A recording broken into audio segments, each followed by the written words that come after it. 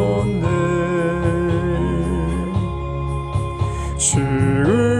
죽음에서 날 살리신 주 성령, 놀라우신 주 하나님. 할렐루야. 주의 나라가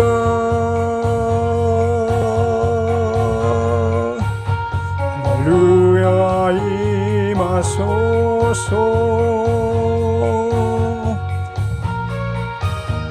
나는 선포하리 만왕의 왕 예수, 주의 나라 임하시네. 주님의 영광 나타나셨네. 권능으로 임하셨네. 죽음에서 날 살리신 주 성령, 놀라우신 주 하나님.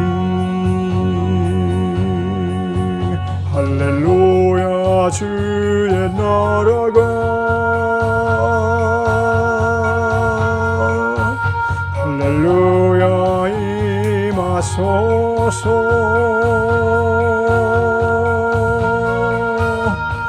나는 선포하리 만왕의 왕 예수, 주의 나라 임하시네.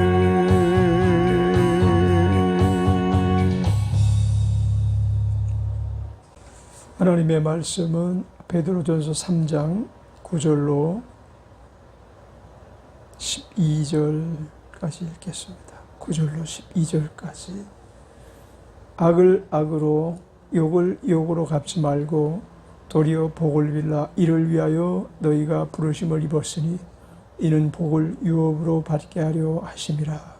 그러므로 생명을 사랑하고 좋은 날 보기를 원하는 자는 혀를 금하여 악한 말을 그치며 그 입술로 괴오를 말하지 말고 악에서 떠나 선을 행하고 화평을 구하여 이를 좇으라. 주의 눈은 의인을 향하시고 그의 귀는 저의 간구에 기울이시되 주의 낮은 악행하는 자들을 향하시느라 하였느니라. 아멘. 베드로 사도는 가정적인 문제를 7절까지 말씀하시면서 8절에 보면 마지막으로 말하노니 너희가 다 같이 다 마음을 같이하여 채울하며 형제를 사랑하며 불쌍히 여기며 겸손하며 악을 악으로 욕을 욕으로 갚지 말고 도리어 복을 빌라. 이렇게 말하고 있습니다. 마지막으로 말하노니 이 말은 악센트, 강조하시는 말씀이죠. 이 말을 마지막으로 모든 걸 마친다라는 얘기가 아니고 지금 베드로전서 3장에서 이제 가정 문제를 언급하시고 나서 또 다음에 너희들이 꼭 유념해야 될 문제가 있어. 그 유념해야 될 문제에 대해서 이제 각점을 두고 얘기하시는 거죠. 너희가 다 같이 다 마음을 같이하여 채울하며, 너희가 다 마음을 같이하여 채울한다는 얘기는 서로가 서로를 상호간에 경계하는 의미입니다.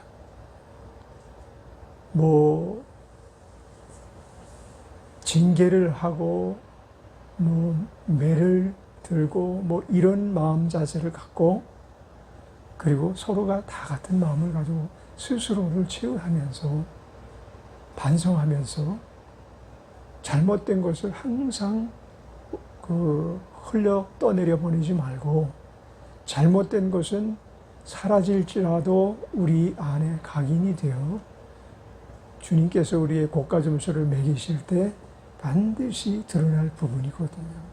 그러니까 그 부분에 대해서 잘못된 일들을 서로 채울하라는 거예요. 회개하라는 거죠. 돌이키라는 것입니다. 사실 어떠한 단체에서 잘하는 것들을 많이 하는 사람들이 모이는 것이 중요한 게 아니고 잘못하는 일에 대하여 철저히 규명해 나아가면서 잘해야 돼요. 잘한 그 모든 것이 잘못된 그 어떤 것에 의해서 완전히 폭망하게 되는 경우가 많거든요. 정치인들이 10가지를 잘해도 한 가지 잘못하면 그것이 이 사람의 끝까지 책 잡히는 그런 요인이 돼서 더 한 단계 상승할 때 여기 문제가 발생하는 거거든요. 그리스도인의 삶 중에서도 자신을 채울할 줄 알아야 돼요. 남을 채울하되 마음을 같이하여. 채울하는 것은 도움이 되지만 채울을 위한 채울을 하는 것은 안 되는 거죠. 그래서 여기서 다 마음을 같이 채울하며 형제를 사랑하는 가운데 불쌍히 여기면서 또 채울하는 자가 어떤 권위를 갖고 하는 게 아니고 겸손함으로 서로 채울하면서 그 단체, 그 모임 가운데 잘못이 계속 진행되지 못하도록, 죄악의 문제가 계속 진행하여 발전하지 못하도록 죄의 문제를 잘못된 행실에 대하여 서로 마음을 같이하여 한 사람도 예외 없이 모두가 다 같이 공동체 안에서 잘못된 일들을 용납하지 마라. 근데 이것은 마음을 같이해서 해야 합니다. 그럼 마음을 같이하여에 들어가는 내용들이 뭡니까? 사랑하며 불쌍히 여기며 겸손함으로 채울하라는 거죠. 고압적으로 채울을 하면 그 안에 사랑이 있는 것이 아닙니다. 그리고 또 긍휼이 있는 것도 아니죠. 겸손함으로. 예수님께서는 잘못한 제자들을 채울하실 때 굉장히 고차원적으로 채울하셨죠.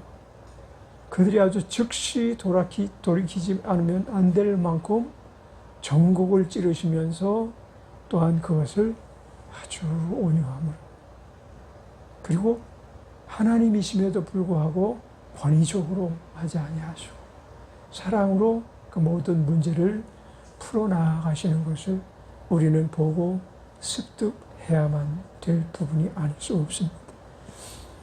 9절에 악을 악으로 욕을 욕으로 갚지 말고 도리어 복을 입으라. 저주하지 말라는 거예요. 그리고 악을 악으로 갚으라 하는 그 이야기는 구약에서는 어느 정도 용납이 됐어요. 이는 이로 눈은 눈으로 이런 식으로 상대방이 한 거에 따라서 동일한 효력을 가진 그 어떤 수단과 방법으로라도 꼭 복수해라 이런 의미의 말 아니에요. 그것은 죄를 그만큼 하나 미워하시기 때문에 죄에 대하여 대응하는 방법이 될 수는 있어도 사회적으로 그와 같은 어떤 방법이 통용될 수 없겠기에 예수님께서 악으로 갚지 마라. 상대방이 욕한다고 욕을 하지 말고 왼뺨을 치면 오른뺨을 돌려대. 이런 식으로 저항하지 말라는 거죠. 우리는 사실 저항해서 회복하는 부분도 있지만 잃는 부분이 더 많아요. 오히려 여기서 굉장히 베드로 사도가 방점을 두는 부분이 뭐냐면 도리어 복을 빌라. 이를 위하여 너희가 부르심을 입었으니 이는 복을 유업으로 받게 하려 하시니라. 상대가 어떠한 자일지라도 악을 악으로 갚아가지고는 하나님께서 우리에게 주신 사명을 감당할 수 없어요. 오히려 그를 위하여 분노를 참는 차원에서 분노를 완전히 소멸시키고 오히려 상대방을 불쌍히 여기는 마음으로 겸손하게 오히려 복을 빌라는 거죠. 이것이 우리가 설교를 쉽게 할 수가 있고 말은 쉽게 할 수 있지만 우리는 많이 실패한 사람들이에요. 이 부분에 있어서. 심지어는 사랑하는 이들 안에서도 이 같은 것이 잘 나타나지 않아요. 부부간에도 그것이 쉽게 나타나지 않고 부모와 자녀 간에도 쉽게 나타나지 않아서 그것이 발전해서 사회적 문제가 되는 거예요. 어떤 단체가 단체를 대항하고 그리고 정부가 또한 야당을 대항하고 야당이 여당을 대항하고 뭐 이런 부분들에 대해서 적당히 서로가 저항할 이유는 있겠지만 사실 그 악이 지나치기 때문에 국민들이 힘들어지는 거예요. 그러므로 생명을 사랑하고 좋은 날 보기를 원하는 자는 혀를 금하여 악한 말을 그치며 그 입술로 계율을 말하지 말라. 근데 이 모든 것들이 언어적인 문제에서 많이 해결이 돼요. 속의 마음에 분노를 삭히지 못했다 할지라도 상대방을 용서하지 못했다 할지라도 내가 너를 용서할게. 내가 너를 사랑하도록 노력할게.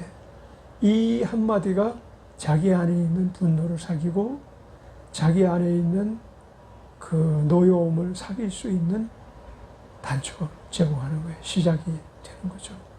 그래서 이 악한 말을 할 때는 결코 삶 가운데 자기가 분노를 억제하지도 못하고 또 자기 안에 있는 상처를 치료하지도 못하고 자기를 그토록 괴롭히는 온갖 스트레스를 지니고 살아갈 수밖에 없는 거죠. 그러니까 좋은 말 할 줄 아는 사람은 참 지혜로운 사람이에요. 상대방을 기분 나쁘게 막 그렇게 말하는 사람이 있어요. 그건 세상을 힘들게 살아가는 방법이에요.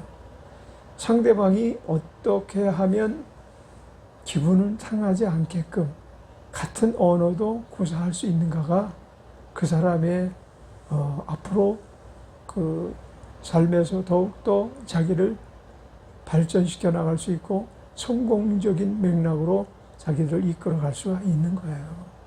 그러니까 상대방을 미워하는 말, 악하게 막 질타하는 말, 이런 말을 하는 사람은 결국은 정체성을 온전히 이루지 못하고 그냥 그 자리에 머물러서 발전 없는 삶을 살고 도태하는 삶을 살고 퇴보하는 삶을 살 수가 밖에 없어요. 친구 관계가 그렇고 또 어떤 직장 안에서의 어떤 그 동료들 간의 관계도 그렇고 학교 안에서 학생들 간의 어떤 교우 관계도 그렇고 그래서 이런 일들이 많이 사라져야 돼요. 남자들은 다 군대를 가잖아요. 군대 가면 처음에 배우는 게 뭐냐면 욕부터 배워요. 대학교에서 뭐 국문학을 전공했든 유학을 갔다 왔든 장교가 됐든 하사관이 됐든 쫄병이 됐든 들어가면 욕부터 배우기 시작해. 이상하죠? 세상에서는 아주 사람들이 그 욕을 하면 쳐다볼 수 있는, 뒤돌아보고 쳐다보고 하는 그런 욕들을 많은 사람들이 배워요. 이 욕을 안 하는 사람은 군종밖에 없는 것 같아요. 나는 그 두 사람의 군종이 생각이 나는데 예수를 믿지 않았을 때인데도 불구하고 그 두 사람의 군종은 엄청 삶의 본을 보이려고 애를 썼어요. 근데 선임 군종이었던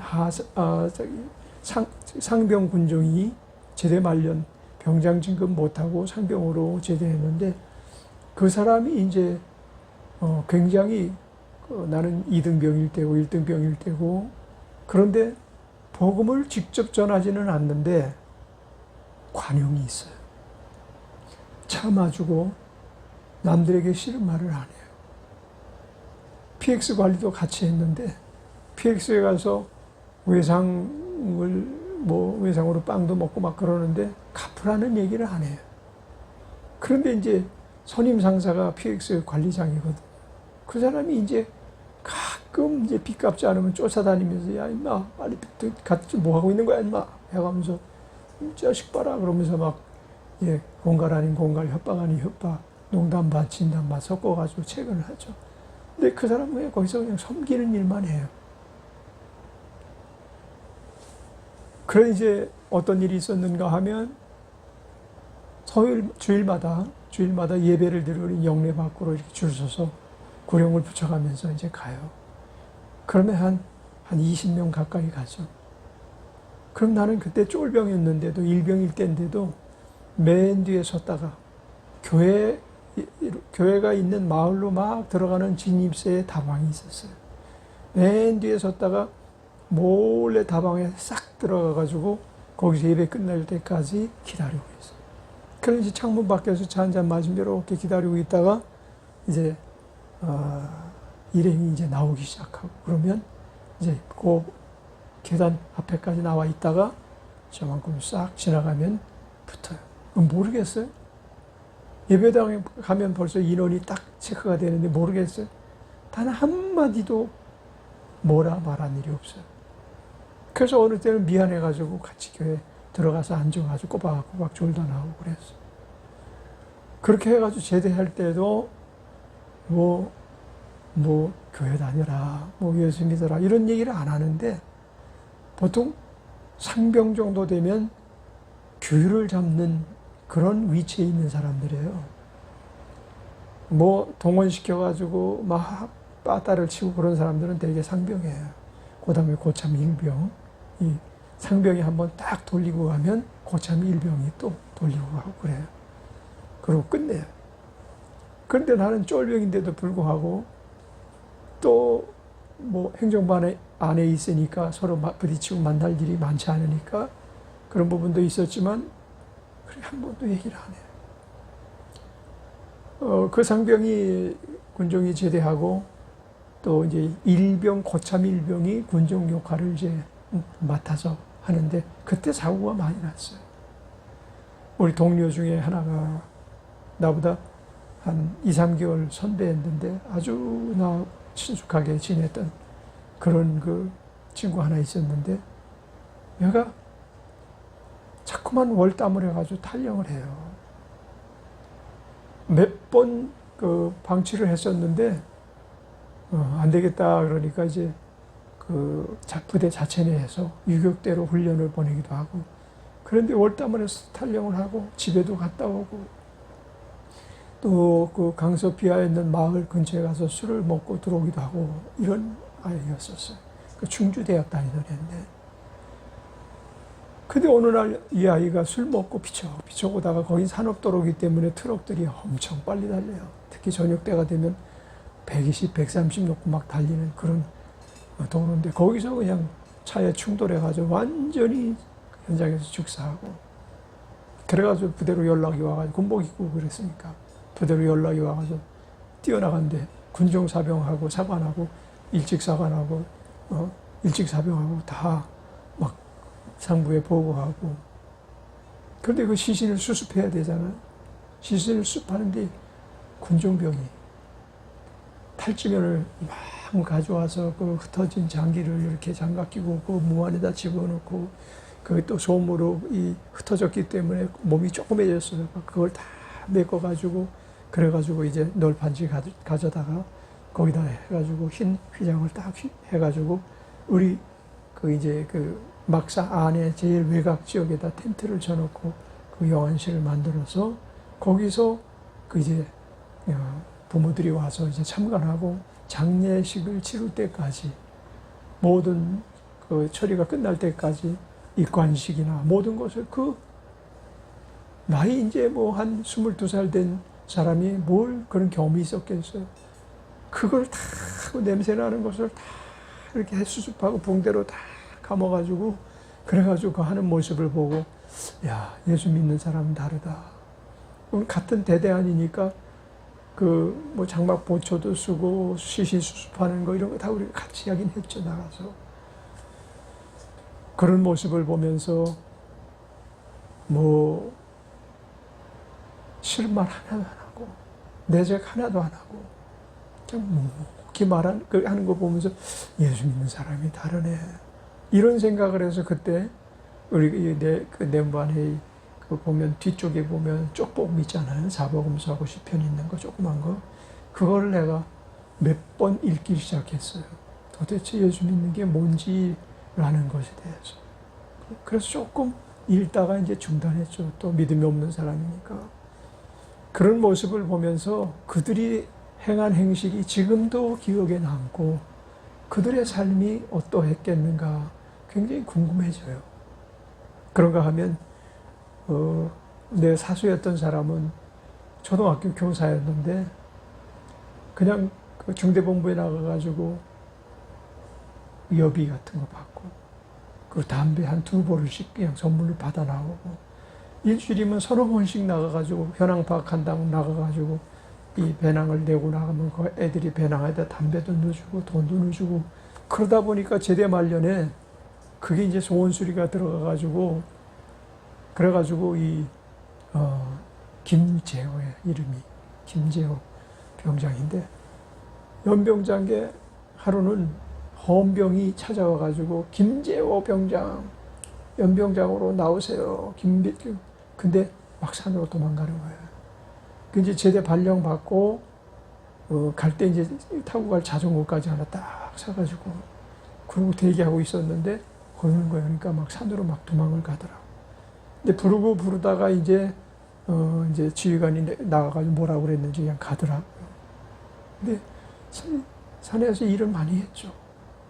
근데 그렇게 불의를 저지르다 보니까 만약에 헌병대로 끌려가면 제대도 늦게 할 뿐만 아니라 영창에 갇힐 수가 있거든요.